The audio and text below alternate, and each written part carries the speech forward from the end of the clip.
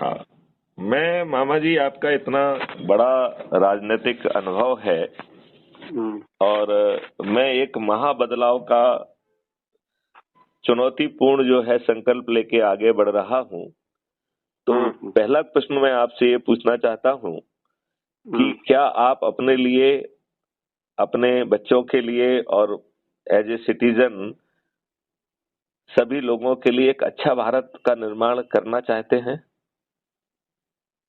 हम लाला जी एक्चुअल है क्या हाँ, कि आपका जो कंसेप्ट है अच्छा है, लेकिन बहुत वो है, मतलब एक जन जागरण करना इन राजनीतिक दलों के सामने, चाहे भाजपा हो चाहे कांग्रेस हो, एक बड़ा वो लगता है। हालांकि आंदोलन है, अब जैसे मान लो अन्ना आंदोलन से केजरीवाल जी पूरे राष्ट्र में एक जन जागरण हुआ, उसके पीछे संघ भी लगा अन्ना हजारे के आंदोलन में, और भाजपा का भी अप्रत्यक्ष रूप से समर्थन रहा, और वो आंदोलन इतना हाईलाइट हो गया, और उसका नेतृत्व अन्ना हजारे के बाद दूसरे नंबर पर केजरीवाल जी कर रहे थे, और उन्होंने इस तरह से दिल्ली की सत्ता पर कब्जा किया। एक व्यक्ति या एक नया संगठन इन आज के युग में देख रहे हैं आपको, साहू उड़ीसा में जो सांसद कितने करोड़ रुपए मतलब उसके पास से बरामद हुए। तो आप अभी हम मध्य प्रदेश चुनाव में रहे,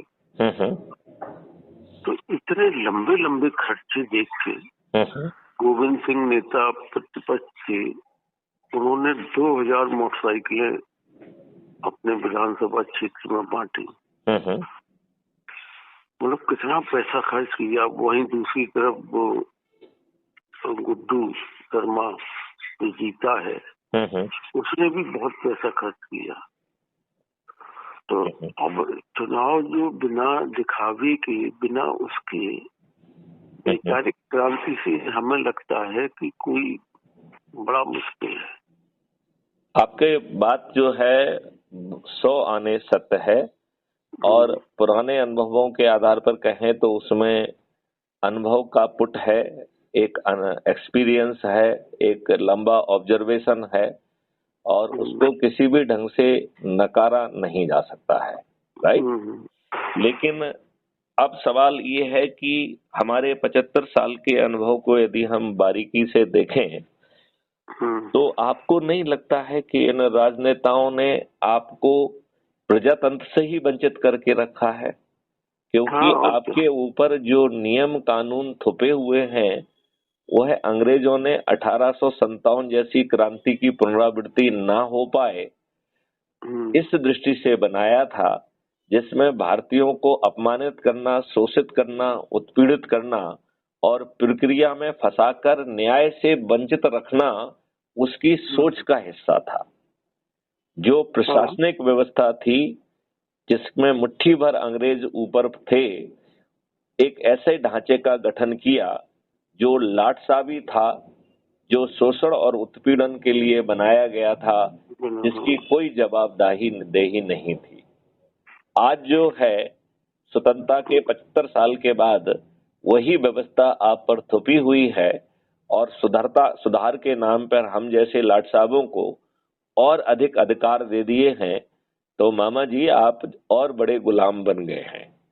ये बात आप मानते हैं कि नहीं मानते हैं? हम बिल्कुल मानते हैं। आज आप जिस जगह के जो है आप मेयर रहे हैं, आप ये देखिए वहां जुड़े हुए लोग कुछ भी उल्टा सीधा कर रहे हैं। आपको न्याय पाने के लिए, रिलीफ पाने के लिए पिलर टू पोस्ट जो है घूमना पड़ेगा, और यदि आप लकी हैं, कनेक्टेड हैं, हो सकता है आपको राहत भी मिल जाए, लेकिन उस लाट साहब जिसने गलत निर्णय लिया है उसकी सेहत पे कोई फर्क नहीं पड़ता है। कोई फर्क नहीं पड़ता। तो ये अब हमारे पास बीच में एक हम आपको कहें, आपने जो कही कि IAS IPS को इतने वो दिए गए, लेकिन एक उसी के साथ साथ जुडिशली लगा दी गई। आज एक IAS IPS अधिकारी किसी की सेवाएं समाप्त नहीं कर सकता, चाहे जितनी उद्दंडता करे। हमारे यहाँ एक IAS थे, उनके सामने एक लेखपाल जैसे मतलब नीचे तबके के उसने व्यक्ति ने उनको सार्वजनिक 500 लोगों के सामने बेइज्जत किया और वो IAS महोदय उसको उसकी सेवाएं भी समाप्त नहीं कर पाए, निलंबित कर दिया। वो निलंबित करते आधी तनख्वाह पाता रहा और उसके बाद वो 5 साल बाद कोर्ट में जाके, हाई कोर्ट में जाके उसे रिलीफ मिल गया। 5 साल की जो पेंडेंसी वेतन थी वो मिला और उसे वही पद मिल गया। ऐसे ही आज एक अदना सा आदमी कोई गलती कर दे तो उसकी कोई जवाबदेही नहीं। हमने पूरी अपनी 5 साल के प्रशासनिक अनुभव में ये एक महसूस किया कि हम वास्तव में बड़े असहाय से हो गए। तो आपने नहीं लगता है कि वो इकोसिस्टम ही नहीं बनाया है, ये असहाय वाला इकोसिस्टम बनाया है जिसमें आदमी भ्रष्टाचार करने में अपने आप को बलशाली मानता है और न्याय हित में प्रभावी कार्रवाई में अपने आप को दुर्बल पतला मांगता है, असहाय पाता है। मतलब ये वो व्यक्ति बदमाशी करने में बिल्कुल असहाय नहीं है, वो भ्रष्टाचार करने में एकदम बिल्कुल महाबली है। और वो सीना तान के जो है ना भ्रष्टाचार कर रहा है। तो मामा जी आपने बहुत अच्छा जो है ये वैल्यू इनपुट किया है। मैं आपसे यही कह रहा हूं कि क्या हम इसी इकोसिस्टम को धोते रहेंगे? ये दुष्ट राजनेता जो किसी भी राजनीतिक पार्टी के हों, ये स्वयं जो है अच्छे लोगों को टिकट नहीं दे रहे हैं, दुष्ट और बाहुबलियों को, दुष्चरित्र लोगों को, धन पशुओं को, बल पशुओं को, दुष्चरित्र लोगों को ही जो है टिकट देते हैं और उसके लिए विनेबिलिटी जैसी फालतू की बातें करते हैं। मेरे ख्याल से मालूम नहीं मामा जी आपको जानकारी है या नहीं है, मैं आपसे ये कहना चाहूंगा कि पिछले 8 साल में 3 PIL इस बात को लेके लगाई गई कि आप जो है जब इस देश में चपरासी बनने के लिए साक्षर और साचरित्र होना आवश्यक है और चयन के बाद भी यदि पुलिस ने नेगेटिव रिपोर्ट दे दी, इवन सुलहनामा होने के बावजूद भी पुलिस जो है ना उसे कन्विक्शन मानती है और उसके आपको जो है ना आपकी नौकरी नहीं लगती है, राइट? वहीं जो आपके ये राजनेता हैं, ये अनपढ़, गंवार, बाहुबली, दुष्चरित्र और अपराधी हैं, ये हमारे भाग्य विधाता और कानून के निर्माता बन बैठे हैं।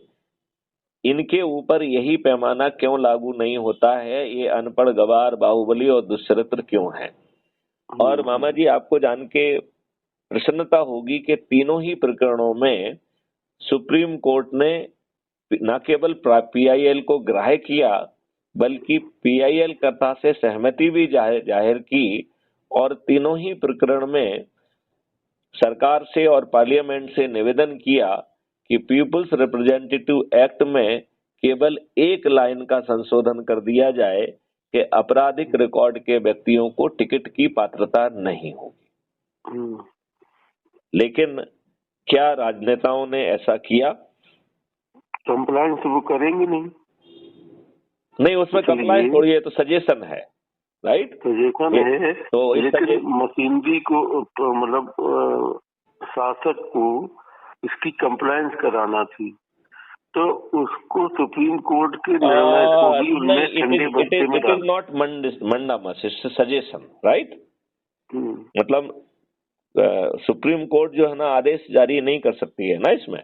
या तो वो 142 में जो है एक व्यवस्था देती, यदि आर्टिकल 142 में व्यवस्था देती तो उसका पालन करने के लिए ये लोग बाध्य होते, राइट?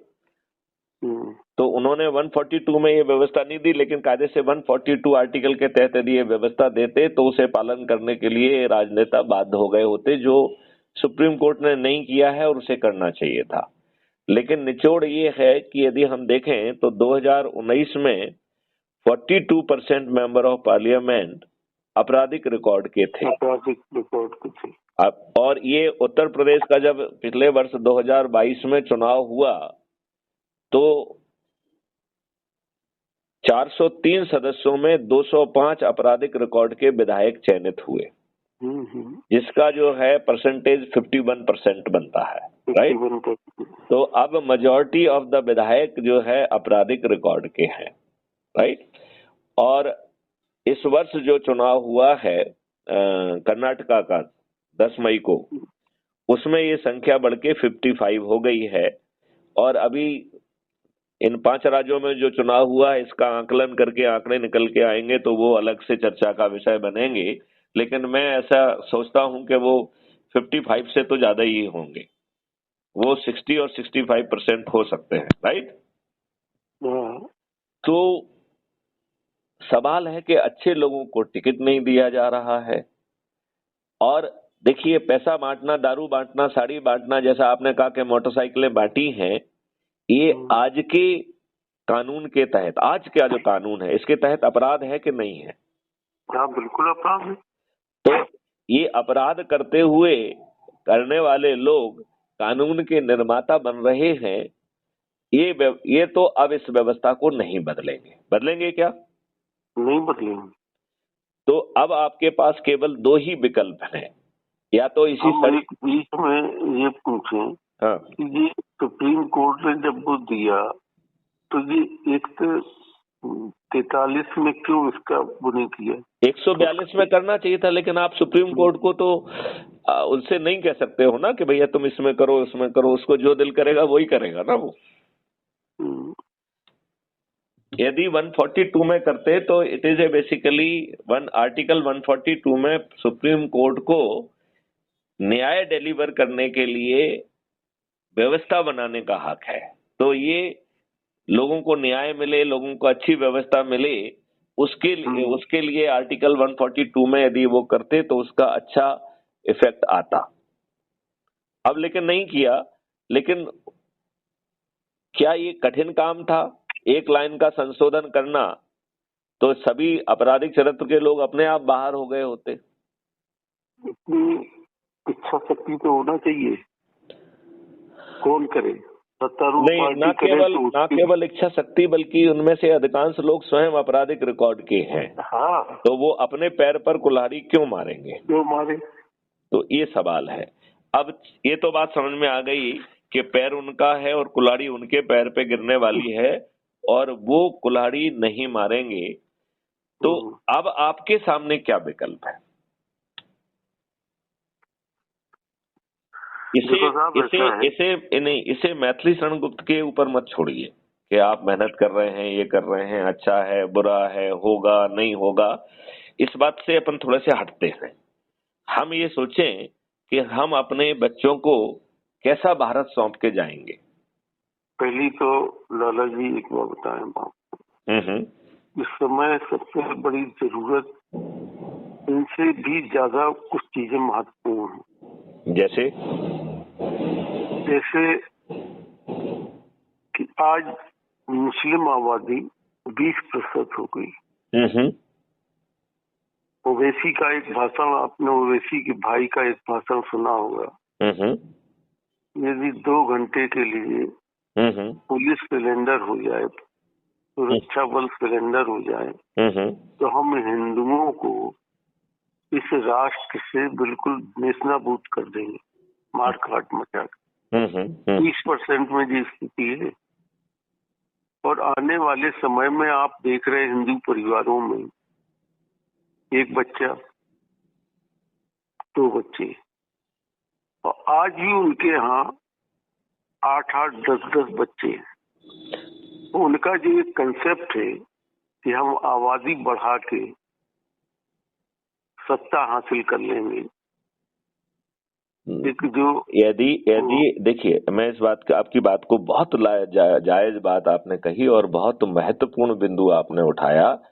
और आपने एक किस्सा सुनाया है। मेरे पास कम से कम 15 ऐसे किस्से हैं जो कि बहुत ही आपत्तिजनक है और उसमें सख्त वैधानिक कार्रवाई होकर कोई ऐसा स्टेटमेंट ना दे पाए, इसकी भी व्यवस्था होना चाहिए। लेकिन ये व्यवस्था तो कोई करना नहीं चाह रहा है। ये बताइए, इस देश का जो संविधान है इसका 80% हिस्सा गवर्नमेंट ऑफ इंडिया एक्ट 1935 से लिया गया है। केवल 20% हिस्सा बाबा अंबेडकर की और बाकी लोगों की देन है, जिसके तहत महत्वपूर्ण दो चीजें हैं, मतलब और भी छोटी छोटी चीजें हैं लेकिन महत्वपूर्ण दो चीजें हैं। एक फंडामेंटल राइट है और दूसरा डायरेक्टिव प्रिंसिपल है। राइट है कि नहीं है? अब हमारे इन फंडामेंटल राइट ने भारत के हर नागरिक को बराबर बनाया है और सरकार में, शासन में बैठे लोगों को बाध्य किया कि आप जो है किसी तरीके का भेदभाव नहीं कर पाएंगे, इस बात से उन्हें प्रतिबंधित किया। फिर आप मुझे बताइए कि जवाहरलाल नेहरू ने 1954 में वक्फ बोर्ड एक्ट कैसे बनाया, बाद में कांग्रेस ने माइनॉरिटी कमीशन और माइनॉरिटी मिनिस्ट्री कैसे बनाई जो कि रिलीजियस आधार पर है, कैसे जो है बीपी सिंह ने जाति के आधार पर मंडल कमीशन बनाया और हजारों लोगों ने, हजारों बच्चों ने आत्मदाह कर लिया, इन दुष्ट राजनेताओं का दिल नहीं पसीजा। कैसे जो है एक के बाद एक गलत जो है तुष्टीकरण के लिए संशोधन किए गए, कैसे जो है आप मुझे बताइए कि कैसे जो है ये जो आपका हिंदू है उसको भी आपस में बांट दिया। ये फैक्ट ऑन रिकॉर्ड है कि लोग बाग जो है परिवार के बड़े लड़के को सिख बनाते थे जिससे वो देश और समाज की रक्षा कर सके, और बाकी परिवार के बच्चे जो है वो हिंदू होते थे। जैनी और ये सब लोग भी लार्जर हिंदू फैमिली का हिस्सा है, लेकिन दुष्टता पूर्वक उन्हें अलग से माइनॉरिटी बनाकर हमने भेदभाव की भूमिका रखी है। अब थोड़ा सा भाजपा के ऊपर चर्चा कर लेते हैं। भाजपा ने क्या ऐसे जो इन्होंने संविधान के फंडामेंटल राइट के विपरीत जो भी नियम कानून बनाए थे, क्या एक भी कानून रद्द किया क्या? देखिए साहब, ऐसा है हमारा, देखो डिफेंसिव नहीं होना है, देखो एक मिनट, डिफेंसिव नहीं होना है। हम यहाँ पर भाजपा के प्रतिनिधि के रूप में बात नहीं कर रहे हैं, हम एक संवेदनशील नागरिक के रूप में बात कर रहे हैं। के रूप में बात कर रहे हैं, लेकिन एक हमारा एक जो है सत्ता जब प्राप्त होती है, ठीक है, तो हम तो बहुत आशान्वित हैं कि धीमे धीमे जैसे राम मंदिर का निर्णय आया, जैसे धारा 370 में से हटाने का बड़ा काम हुआ, ये छोटे काम है जो आपने बताए। ये जो आप कह रहे हैं कि 370 का बड़ा काम हुआ, ये बहुत ही छोटा काम था। ये केवल कांग्रेस की दुष्टता थी।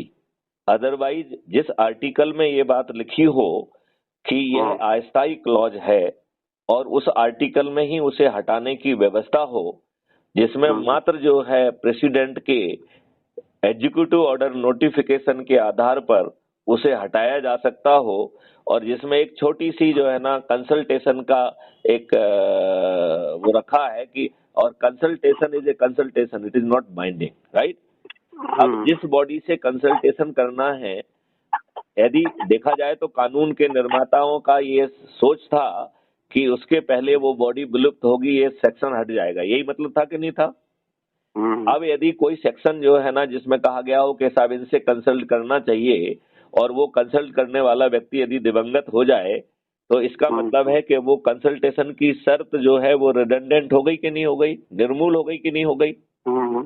इसका मतलब है कि इसे बड़ी आसानी से मात्र जो है कैबिनेट के अनुशंसा के आधार पर प्रेसिडेंट जो है ना उसे हटा सकता था, क्योंकि इससे ज्यादा उसे कोई आवश्यकता ही नहीं थी। बल्कि हाँ, 7 साल कांग्रेस की सत्ता रही, कांग्रेस नहीं, कांग्रेस ने तो नहीं लाया, कौन था इसे? जवाहरलाल नेहरू।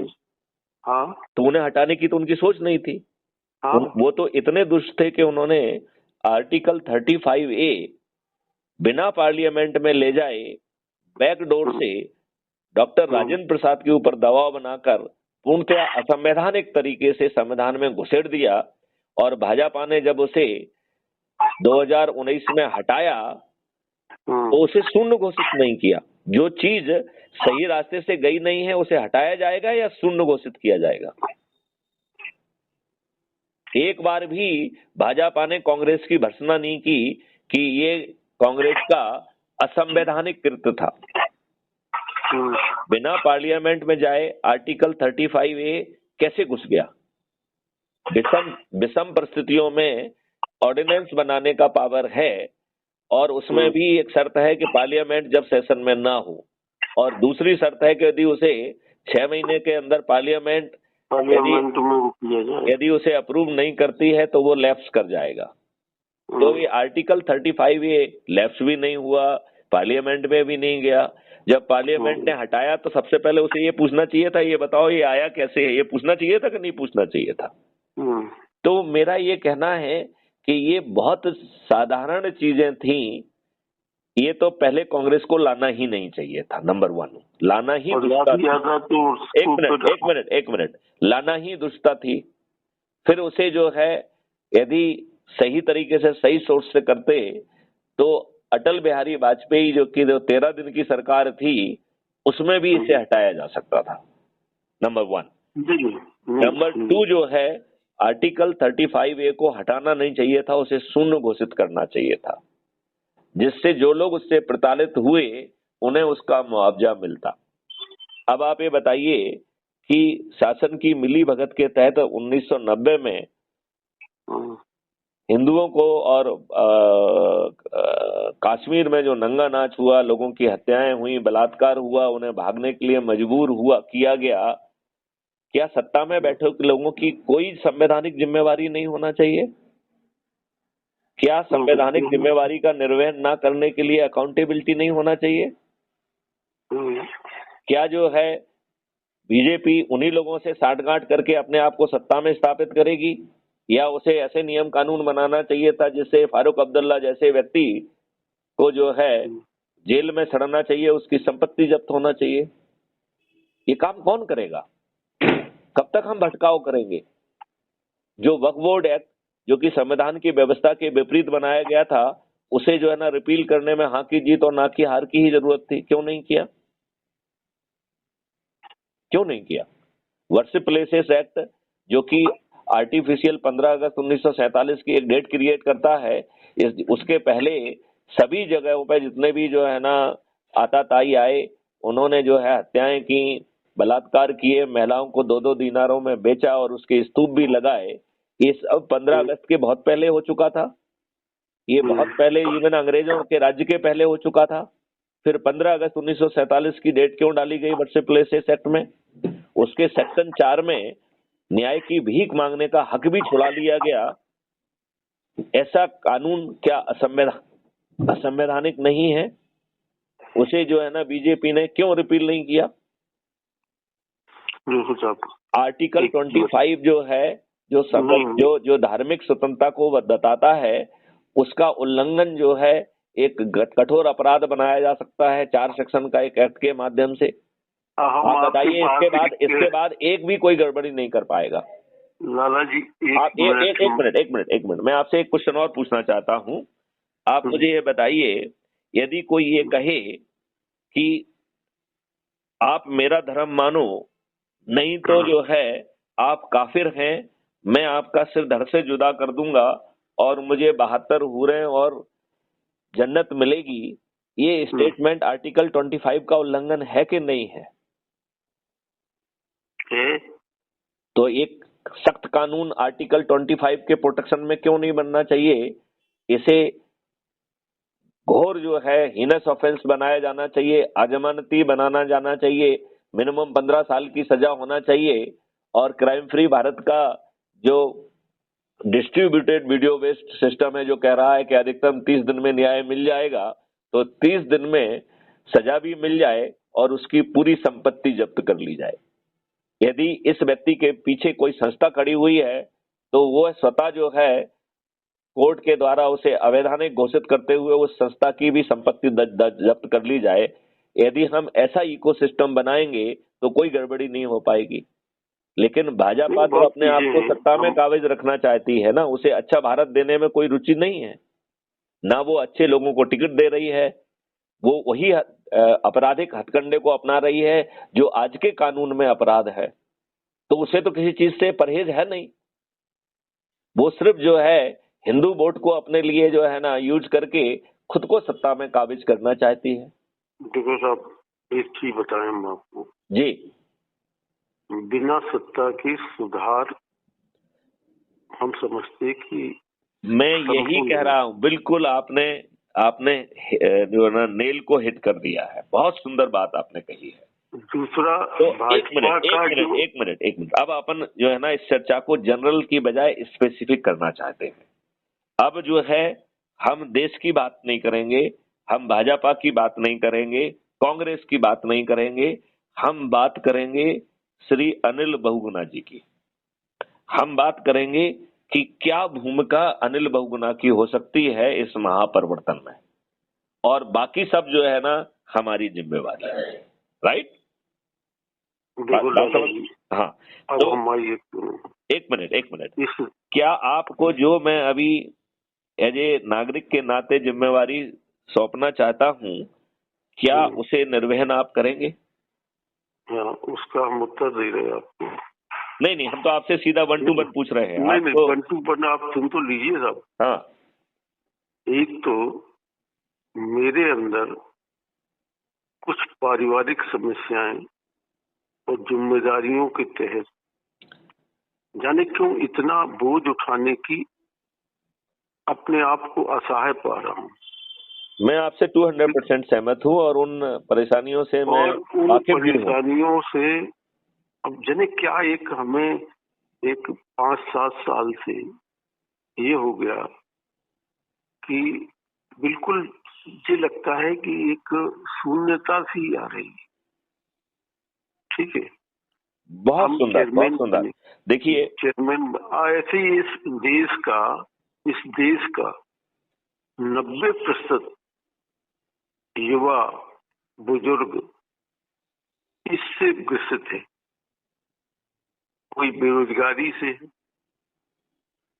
ठीक है, सबसे बड़ा एक कारण है बेरोजगारी। उससे वो इतना ग्रसित हो चुका है कि अब भाजपा, यदि मैथिली शरण गुप्त कहें कि ना केवल मैं आपकी बेरोजगारी दूर कर दूंगा बल्कि आपको समृद्ध भी बना दूंगा, भारत का जो है हर ऐसा नागरिक, ऐसा परिवार जिसके पास ना हुनर है ना शिक्षा है, उसे प्रायोगिक शिक्षा भी दे दी जाएगी। प्रायोगिक सोते कै बजे हैं? रात में बिस्तर पे कै बजे सोते हैं? मैं जनरली 10 बजे तक सोने का प्रयास करता हूँ। हमारा ये है कि हम 12 बजे सोते हैं। जी, तो ये समय कुछ ऐसा है कि हम अभी बस शू पहन के एक जगह जा रहे थे। अब मैं एक काम करते हैं कि अपन 2 दिन के लिए भोपाल आए और आपसे पूरा सब डिस्कशन करें। हाँ, ये तो आपका स्वागत है। और मुझे लगता है कि बहुत दिनों से इच्छा है जी। देखो मामा जी एक चीज मैं आपको बताऊं। देखो, यहाँ पर हम सब लोग आर्टिस्ट हैं, सीमित समय के लिए हम इस दुनिया में आए हैं, हम सबको एक दिन मर जाना है। हाँ, और क्या, ये एक सार्वभौमिक सत्य है। क्या मरने के पहले हम इस महापरिवर्तन का चिराग जगा सकते हैं? और मेरा तो मानना है कि ये 9 दिन में संभव है। और मेरा ये भी मानना है कि आपके जेब से ना 5 पैसे खर्च होंगे, ना आपको कोई जुलूस निकालना होगा, ना कोई चक्का जाम करना होगा। ना ही जो है आपको किसी का पुतला जलाना होगा, ना ही किसी को पिटीशन देना होगा, और बिना खर्च किए हुए ताज भी आपके सिर पे आएगा। नहीं, 9 दिन में कैसे संभव है? हम आपको 90 दिन दे दे? नहीं, मुझे नहीं देना है, अपने आप को देना है। आप अपने आप को, जो भी आपका डायरेक्शन होगा। आप यदि जो मैं कह रहा हूं उसको कर देंगे तो 9 दिन में चमत्कार हो जाएगा। बताइए। देखिए, हमें जो है 21 विधाओं के तहत लोगों को जोड़ना है, ठीक है ना। हम उन्हें एक ढांचा खड़ा करना चाहते हैं। तो आपके इतने वर्षों के अनुभव के आधार पर क्या किसानों का, आप अपने जिले में ही मान लें कि हम एक किसानों का अध्यक्ष, जिला अध्यक्ष बनाना चाहते हैं उरई में, उरई की बात कर लेते हैं अपन अभी, राइट। जो अध्यक्ष बनेगा उसे जो है 2 उपाध्यक्षों को नामित करना है, 4 जो है सहायक उपाध्यक्षों को नामित करना है, और 8 जो है एग्जीक्यूटिव मेंबर को नामित करना है, राइट। ये ढांचा हमें सभी लगभग 21 विधाओं में पैदा करना है। तो एक तो किसान महत्वपूर्ण है, दूसरा जो है किसान जो है ये भी किसी जाति को रिप्रेजेंट नहीं करता है। किसान का मतलब है हर जाति के लोग, हर जाति का, राइट। ऐसे ही आजकल अब व्यापारी जो है किसी जाति को रिप्रेजेंट नहीं करता है, हर जाति का, हर धर्म का व्यक्ति अब व्यवसाय में है, व्यापारी है। तो ऐसे ही क्या हम व्यापारियों का जो है वो बना सकते हैं अध्यक्ष। इसी प्रकार जो है क्या हम गरीबों का बना सकते हैं। यदि हम चाहें तो व्यापारियों का अलग कर दें, इंडस्ट्रियलिस्टों का अलग कर दें। उससे एक फायदा और भी निकलेगा कि उन समूहों के जो चिंताएं हैं, जो उन्होंने समय समय पर जो है ना वो मुखरित की हैं, उनका कंपाइलेशन करके उनका समाधान भी हम प्लान कर लेंगे। बात समझ रहे हो ना। मतलब ये केवल एक काम नहीं बल्कि उनकी समस्याओं का समाधान भी हो सकता है, राइट। इसमें यदि हम क्राइम फ्री भारत का वहीं पे जो लोग जिनके पास जगह है वो एक कार्यालय खोल लें, तो हम उनको सर्टेनिटी के साथ आज की व्यवस्था में, आज के कानून के तहत भी रिलीफ देने की स्थिति में आ जाएंगे। और वो रिलीफ केवल थाना और पुलिस के पास नहीं रहेगा, केवल शासकीय विभागों के पास नहीं रहेगा, बल्कि कोर्टों की सहभागिता भी उसमें सुनिश्चित की जा सकेगी। प्रशासनिक पूरे जो है ना ऑर्गेनाइजेशन की सहायता उसमें सुनिश्चित हो सकती है। आज की जो लेजिस्लेटिव अकाउंटेबिलिटी है उसका हम फायदा उठा सकते हैं, और आज की जो संवैधानिक अकाउंटेबिलिटी है उसका फायदा उठा सकते हैं। अभी जो है हर कोई निरंकुश है, लेकिन संविधान ने निरंकुश व्यवस्था पैदा नहीं की है। संविधान ने एक अकाउंटेबल व्यवस्था की है जो संविधान के शेड्यूल 7 में दी गई है। शेड्यूल 7 में 3 लिस्ट हैं, एक को सेंट्रल लिस्ट कहते हैं, दूसरे को स्टेट लिस्ट कहते हैं, तीसरे को कॉन्करेंट लिस्ट कहते हैं। इनमें जो है जिम्मेवारी भी दी गई है, अधिकार भी दिया गया है, अकाउंटेबिलिटी दी गई है। यदि संबंधित सरकारें इसका पालन नहीं करती हैं, विशेष तौर पर राज्य सरकारें, तो उसे भंग करने की व्यवस्था भी आर्टिकल 356 में की गई है। आर्टिकल 356 में कहा गया है कि यदि कोई भी सरकार कॉन्स्टिट्यूशनल फेलोर ऑफ मशीनरी है, मतलब संविधान की व्यवस्थाओं, संविधान की व्यवस्था के तहत जो उसे उत्तरदायित्व दिए गए हैं, यदि उनका वो पालन नहीं करती है और जानबूझ के नहीं करती है और लगातार नहीं करती है, तो उसे डिसमिस किया जा सकता है। उसी संविधान में ये व्यवस्था भी की गई है गवर्नर की, कि गवर्नर को हर महीने एक रिपोर्ट देना होती है कि हमारी सरकार संवैधानिक तरीके से संपादित हो रही है। हर गवर्नर झूठी रिपोर्ट दे रहा है। आज भारत की एक भी सरकार जो है संविधान के अनुरूप नहीं चल रही है, एक भी, ना भाजपा शासित, ना कांग्रेस शासित, ना किसी अन्य पार्टी के द्वारा शासित। तो हम ये नहीं कह रहे हैं कि सभी को अपन डिसमिस करें, जिसके शासनकाल में ज्यादा गड़बड़ियां हो रही हैं कम से कम उनको डिसमिशन तक का भी ये जो हम जो छोटा सा कार्यालय कह रहे हैं, ये कार्यालय उसका आधार बन सकता है। हमें हो सकता है कि सुप्रीम कोर्ट की PIL और उसका भी हम इन्वोक कर पाएंगे। तो मैं ये कह रहा हूं, जो व्यवस्था मैं कह रहा हूं ये कोई लचर व्यवस्था नहीं है, ये बहुत पावरफुल व्यवस्था है और ताज भी आपके सिर पर होगा। तो जो लोगों को जोड़ना है, इसके तहत सदस्य के रूप में जोड़ना है और चंद्रगुप्त के रूप में जोड़ना है। सदस्यों को जो है ना, अब 1 मिनट के लिए समझना भी जरूरी है कि सदस्य है कौन। तो सदस्य को क्राइम फ्री भारत का कोई सरदार भगत सिंह नहीं है जो हंसते हंसते फांसी के फंदे पे चढ़ा था। वो जो है चंद्रशेखर आजाद नहीं है जिसने अपनी कनपटी पे जो है ना पिस्तौल से गोली मार ली थी। हमारा क्राइम फ्री भारत का सदस्य एक डरा, सहमा, सताया, घबराया, उत्पीड़ित, अपमानित व्यक्ति है। वो जो है उसका सोच चिंतन, जो आप कह रहे हैं कि महंगाई में, बेरोजगारी में, पेट पालने में आज हर आदमी परेशान है, तो हमारा क्राइम फ्री भारत का जो व्यक्ति है वो ऐसा ही सताया हुआ परेशान व्यक्ति है। और वो ये कह रहा है कि भाई साहब आप जो है ना जो कुछ भी करो, हम तो पर्दे के आगे नहीं आएंगे, पर्दे के पीछे रहेंगे। तो क्राइम फ्री भारत का जो सदस्य है वो जो है पर्दे के पीछे रहने वाला व्यक्ति है और उसे बहुत छोटे से काम करना है। 3 काम है जो मैं एक एक करके आपको समझा रहा हूं, और जो दूसरा काम है वो तो उसकी मदद है, राइट। तो पहला काम उसे करना है कि अपने आप को जोड़ना है क्राइम फ्री भारत से। क्राइम फ्री भारत से। क्राइम फ्री भारत अकेला क्राइम फ्री भारत नहीं है, 21 लक्ष्यों के साथ महापरिवर्तित भारत है, जिसके तहत आपकी सभी समस्याओं का समाधान हो जाएगा, इंक्लूडिंग आपकी शिक्षा व्यवस्था का, इंक्लूडिंग जो आपके जो है ना फर्टिलाइजर पेस्टिसाइड के कारण जो है आपकी फूड चेन विषाक्त हो गई है, जिसके कारण कैंसर हो रहा है, उसका समाधान है।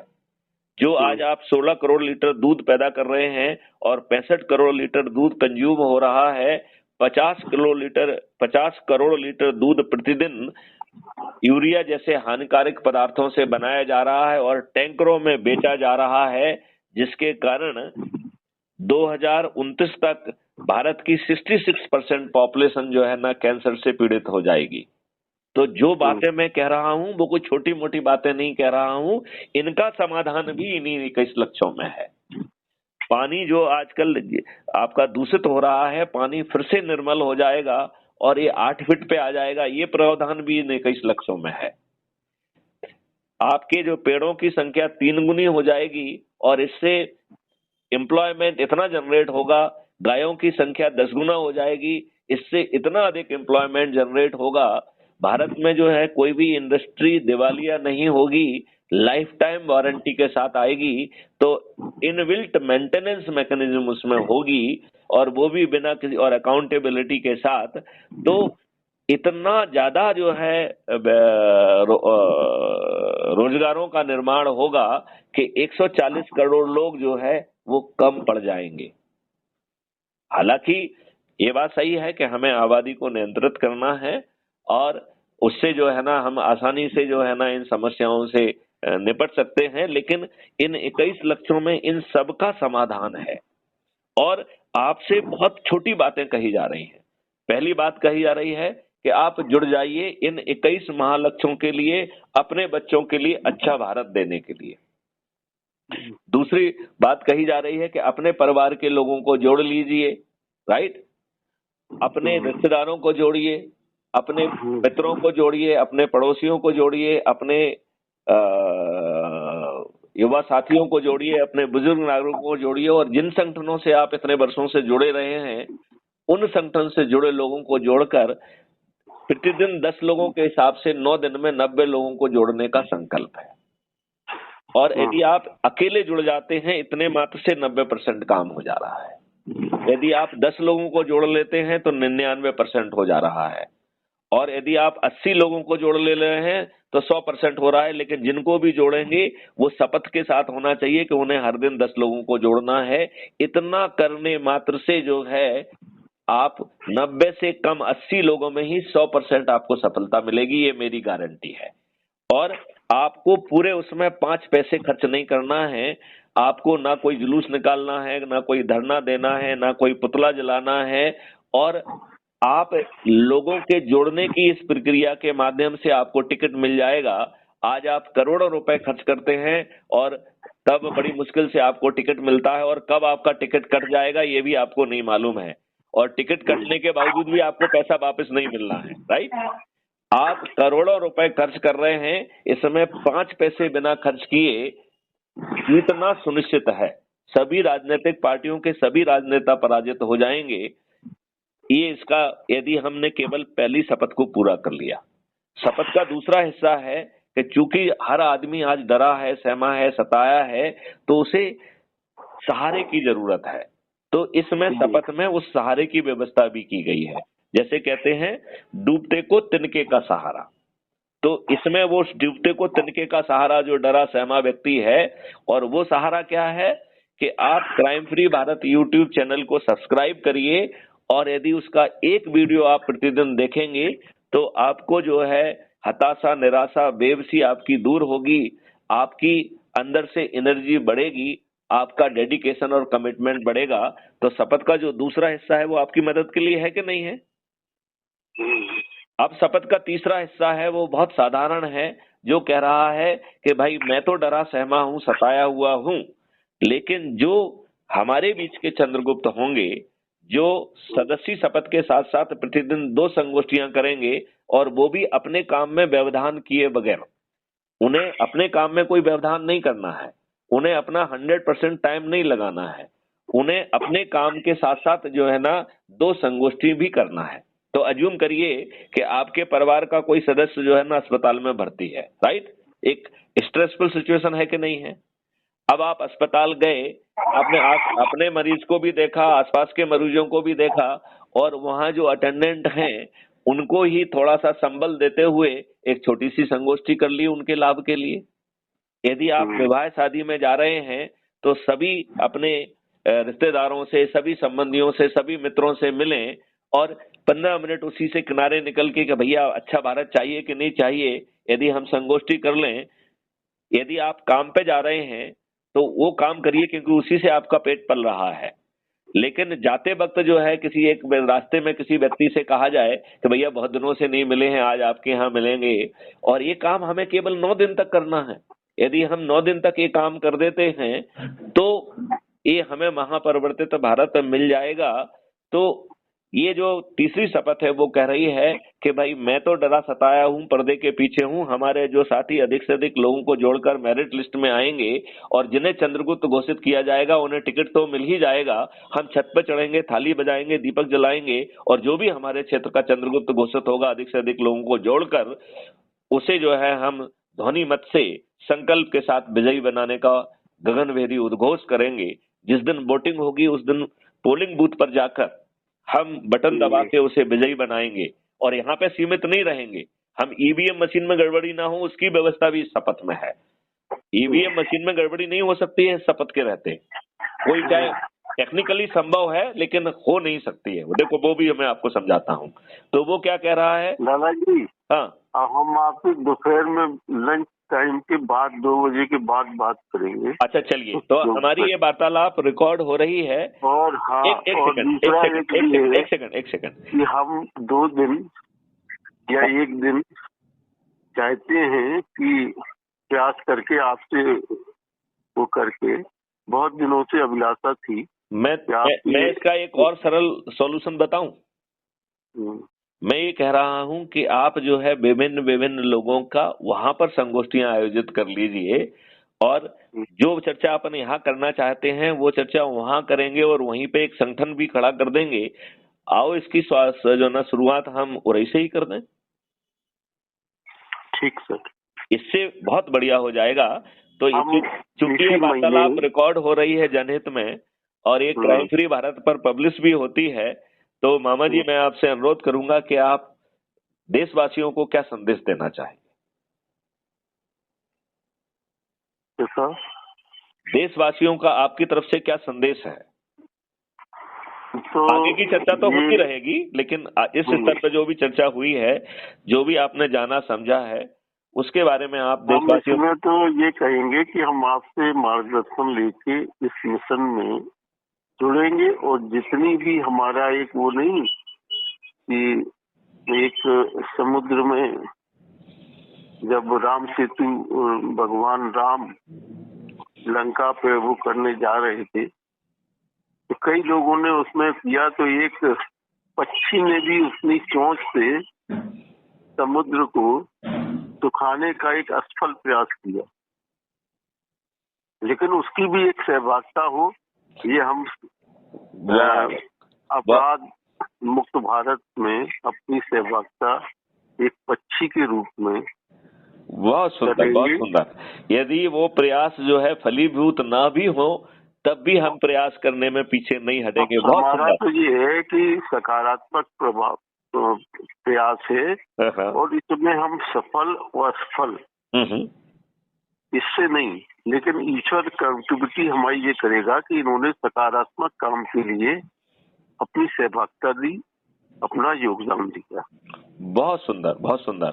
जब आप फुर्सत हो जाए तो मैं ये चाहूंगा कि क्या हम जो है वहां पर ही छोटे छोटे जो है ना आयोजन कर लें जो कि डेडिकेटेड हो, व्यापारियों के लिए हो, किसानों के लिए हो, इवन मजदूरों के लिए जो है ना स्लम एरिया में रहने वालों के लिए हो। नहीं, ये भी संभव है और इसके लिए भी हम पूरा सहयोग दे सकते हैं, लेकिन बस एक वो है कि टाइमिंग का वो रहेगा कि हमारा और आपका कोऑर्डिनेशन ये रहे कि हमारी जब व्यस्तता कहीं ना हो।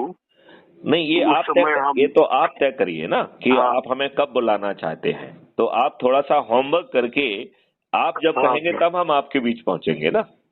नहीं, अब आपके पास समय वैसे प्रतिदिन क्या खाली रहता है? आप तो जब कहेंगे तब मैं पहुंचूंगा, क्योंकि नहीं, वैसे दिन में समय कौन सा खाली रहता है आपका? मैं तो 24 घंटे ही खाली रहता हूँ, एक ही काम करता हूँ। आपने एक बात पूछी भाई, आपने वो कर दिया।